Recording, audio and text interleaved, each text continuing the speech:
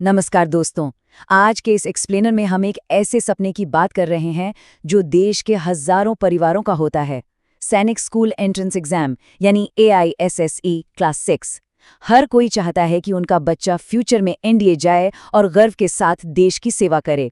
पर इस सपने और रियलिटी के बीच एक सबसे बड़ा गेम चेंजर सब्जेक्ट खड़ा होता है, और वो है मैथमेटिक्स। देखिए, अक्सर होता क्या है, कैंडिडेट्स इंग्लिश और जनरल नॉलेज पर तो बहुत फोकस करते हैं, लेकिन मेरिट लिस्ट में आखिरी जगह मैथमेटिक्स ही तय करता है। तो चलिए आज इस पूरे सब्जेक्ट और एग्जाम को डीपली डिकोड करते हैं। ओके, तो चलिए फटाफट आज के रोड मैप पर एक नज़र डालते हैं। हम बात करेंगे कि मैथ्स आखिर एक अल्टीमेट गेम चेंजर क्यों है। इसके एग्जाम पैटर्न को डिकोड करेंगे, सिलेबस को नेविगेट करेंगे, एक ज़बरदस्त मास्टर स्ट्रैटेजी बनाएंगे और एंड में प्रेपरेशन के एक बेहतरीन पार्टनर के बारे में भी जानेंगे। तो बिना किसी देरी के आते हैं अपने पहले सेक्शन पर, the ultimate game changer, why mathematics decides the merit list. देखिए, इस एग्जाम में स्टेक्स सच में बहुत हाई होते हैं। बाकी सब्जेक्ट्स में चाहे कितने भी झंडे क्यों न गाड़ दें, अगर मैथ्स का फाउंडेशन वीक है तो समझिए मेरिट लिस्ट से बाहर होना लगभग तय है। ये चार्ट देख रहे हैं आप, पूरा पेपर 300 मार्क्स का होता है और लिटरली आधा हिस्सा यानी एग्जैक्टली 150 मार्क्स सिर्फ और सिर्फ मैथमेटिक्स के पास हैं। बाकी सारे सब्जेक्ट्स मिलाकर भी सिर्फ 150 मार्क्स ही बनते हैं। इस 50% वेटेज का सीधा सा मतलब यही है दोस्तों कि मैथ्स पर एक रॉक सॉलिड पकड़ बनानी ही बनानी पड़ेगी। राइट?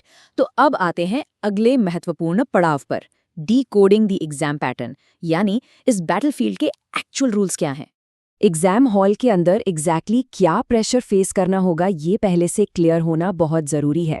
मैथ्स के एग्जाम में एग्जैक्टली 50 क्वेश्चंस आते हैं और हर एक क्वेश्चन सीधे 3 मार्क्स का होता है। अब जब इन 50 क्वेश्चंस को एक लिमिटेड टाइम फ्रेम के अंदर सॉल्व करना होता है ना, तो स्पीड और एक्यूरेसी के साथ बिल्कुल भी कॉम्प्रोमाइज नहीं किया जा सकता। एक छोटी सी कैलकुलेशन मिस्टेक और आपके 3 मार्क्स हाथ से गायब।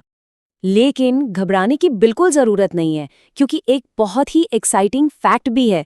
इस एग्जाम में नेगेटिव मार्किंग एग्जैक्टली 0 होती है। जी हाँ, 0। इसका सीधा सा मतलब यह है कि अगर कोई आंसर गलती से गलत भी हो जाए तो कोई मार्क्स नहीं कटेंगे। और इसी वजह से ये एक गोल्डन रूल बन जाता है कि एग्जाम में हर एक क्वेश्चन जरूर अटेम्प्ट करना चाहिए, छोड़ना कुछ भी नहीं है। ओके, तो आइए अब अपने तीसरे सेक्शन की तरफ बढ़ते हैं, नेविगेटिंग द मैथ्स सिलेबस। चलिए इन चैप्टर्स को अच्छे से ब्रेक डाउन करते हैं। पूरे मैथ्स सिलेबस को अगर हम इफेक्टिवली डिवाइड करें तो 12 कोर चैप्टर्स बनते हैं। अगर बेसिक यानी फाउंडेशनल अरिथमेटिक चैप्टर्स की बात करें तो नेचुरल नंबर्स, जिसमें प्लेस वैल्यू और कंपैरिजन आते हैं, और HCF एंड LCM, जिसमें प्राइम फैक्टराइजेशन का यूज होता है, ये बिल्कुल बेसिक बिल्डिंग ब्लॉक्स हैं। फिर आते हैं फ्रैक्शंस और डेसिमल्स। वैसे यही वो पॉइंट है जहां ज्यादातर बच्चों की कैलकुलेशंस एक्चुअल में वीक पड़ती हैं। इसलिए एडिशन, सब्सट्रैक्शन जैसे बेसिक ऑपरेशंस पर एकदम सॉलिड पकड़ होनी चाहिए। और हाँ, रोमन न्यूमरल्स दिखने में छोटा चैप्टर जरूर है, पर ये फ्री के मार्क्स इजीली दिलवा सकता है। उन बेसिक कॉन्सेप्ट्स के बाद अब बारी आती है एप्लीकेशन और ज्योमेट्री की। परसेंटेज रेशो और प्रॉफिट एंड लॉस जैसे टॉपिक्स ना सीधे हमारी रोजमर्रा की जिंदगी के लॉजिक पर आधारित होते हैं। अगर सिंपल इंटरेस्ट और एवरेज के बेसिक फॉर्मूलाज याद हैं तो क्वेश्चंस आसानी से सॉल्व हो जाते हैं। ज्योमेट्री और वॉल्यूम जैसे टॉपिक्स में फिगर्स को दिमाग में विजुअलाइज करना बहुत इंपॉर्टेंट होता है। और स्पीड, टाइम, डिस्टेंस, अगर इसमें यूनिट्स कन्वर्ट करना ठीक से आ गया तो बिलीव मी, ये चैप्टर्स एग्जाम में सबसे ज्यादा स्कोरिंग बन जाते हैं।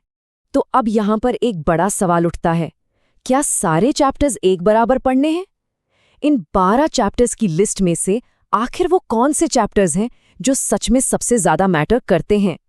अगर हम पिछले कुछ सालों के पेपर्स का एनालिसिस करें तो एक बिल्कुल क्लियर इनसाइडर स्ट्रैटेजी निकलकर सामने आती है, और वो strategy in specific high yield topics पर टिकी हुई है। Fractions and decimals, percentage, HCF और LCM, ratio and proportion, speed, time and distance, geometry और सिंप्लीफिकेशन। ये वो टॉपिक्स हैं जहां से एग्जाम में सबसे ज्यादा क्वेश्चंस पूछे जाते हैं। इन पर डेली एक्स्ट्रा फोकस करना ओवरऑल स्कोर को ड्रामेटिकली मैक्सिमाइज कर सकता है।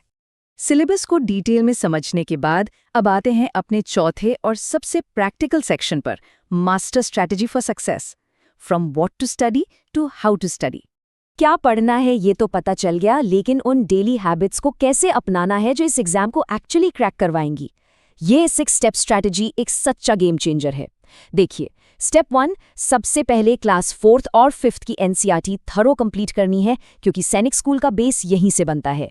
उसके बाद रोजाना 20 से 30 क्वेश्चंस की प्रैक्टिस करनी है। एक अलग से फॉर्मूला नोटबुक बनाना तो बहुत मस्ट है। लास्ट मिनट रिवीजन के लिए ये बहुत काम आती है। प्रीवियस ईयर पेपर्स और घर पर टाइम्ड मॉक टेस्ट्स लेने से आपका टाइम मैनेजमेंट तो बेटर होता ही है, साथ ही एग्जाम हॉल वाला डर भी पूरी तरह खत्म हो जाता है। और आखिर में अपने वीक टॉपिक्स को आइडेंटिफाई करके सिर्फ उन्हीं पर अग्रेसिवली टारगेट करना है। और यहाँ पर सभी पेरेंट्स के लिए ना एक बहुत ही सिंसियर एडवाइस है। देखिए, सिर्फ मार्क्स के पीछे भागना काफ़ी नहीं होता। सच्चाई तो ये है कि डिसिप्लिन और प्रॉपर गाइडेंस किसी भी एग्जाम स्कोर से कहीं ज़्यादा मैटर करते हैं।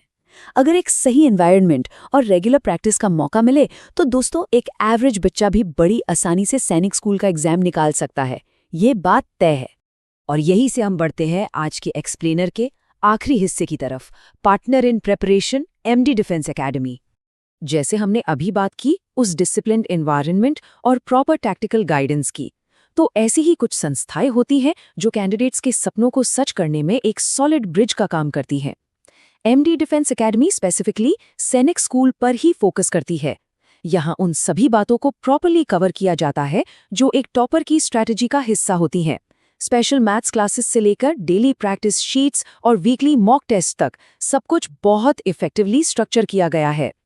यहाँ प्रीवियस ईयर क्वेश्चंस पर डिटेल्स में डिस्कशन होता है और बच्चों को सिर्फ रट्टा मारने की बजाय कॉन्सेप्ट बेस्ड टीचिंग और पर्सनल अटेंशन दी जाती है ताकि उनका कॉन्फिडेंस बिल्ड हो सके। तो अगर डिटेल्ड एड्रेस की बात करें तो MD defence academy Apollo road जिंद में लोकेटेड है। इनका डायरेक्ट कॉन्टैक्ट नंबर है 9991200989। अगर किसी को भी लगता है कि इस तरह के स्ट्रक्चर्ड अप्रोच और काउंसलिंग की सख्त ज़रूरत है तो बिना किसी देरी के यहाँ संपर्क करके अपना अगला कदम उठा सकते हैं।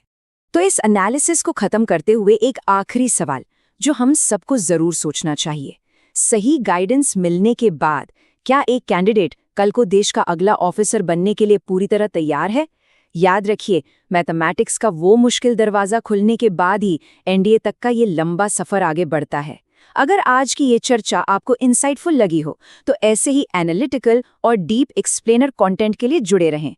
मिलते हैं अगले विश्लेषण में, तब तक के लिए जय हिंद।